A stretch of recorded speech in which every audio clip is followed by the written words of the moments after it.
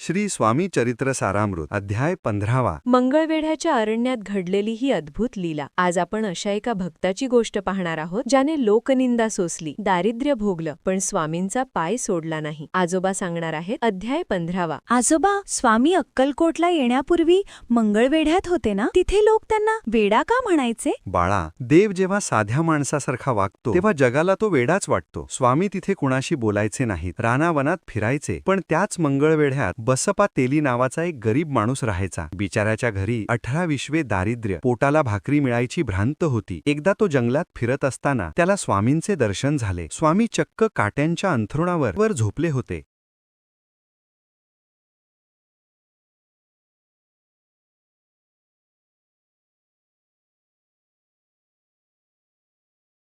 काट्यांवर त्यांना टोचलं नाही का? नाही बाळा, जो स्वतः सृष्टीचा नियंता आहे त्याला काटे काय टोचणार? बसप्पाने ते पाहिलं आणि त्याला समजलं की हे साक्षात ईश्वराचे रूप आहेत. तो स्वामींचा भक्त झाला. लोक त्याला हसू लागले, वेड्याच्या नादी लागला म्हणून चिडवू लागले. अगदी त्याच्या बायकोनेही त्याला खूप बोल सुनावले. पण बसप्पाचे चित्त फक्त स्वामींच्या चरणी जडले होते. बाळा, मग एके रात्री स्वामींची लीला सुरू झाली.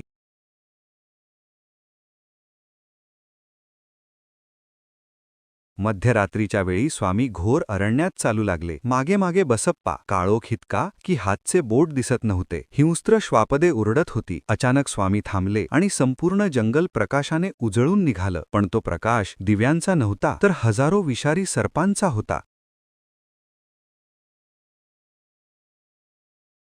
सगळीकडे सर्पच सर्प, झाडावर, जमिनीवर, सगळीकडे. बसप्पा घाबरला, पण स्वामी धीर देत म्हणाले, भिऊ नकोस बसप्पा, तुला हवं तितकं घे, तुझं दैव उदयले आहे. बसप्पाने थरथरत्या हाताने आपलं उपरणं एका सर्पावर टाकलं आणि त्याला गुंडाळून घेतलं. बघता बघता ते सगळे सर्प आणि तो प्रकाश गायब झाला. मग त्या सर्पाचं काय झालं? त्याने बसप्पाला चावा नाही घेतला? हेच तर नवल आहे बाळा. स्वामींसोबत बसप्पा एका मंदिरात आला.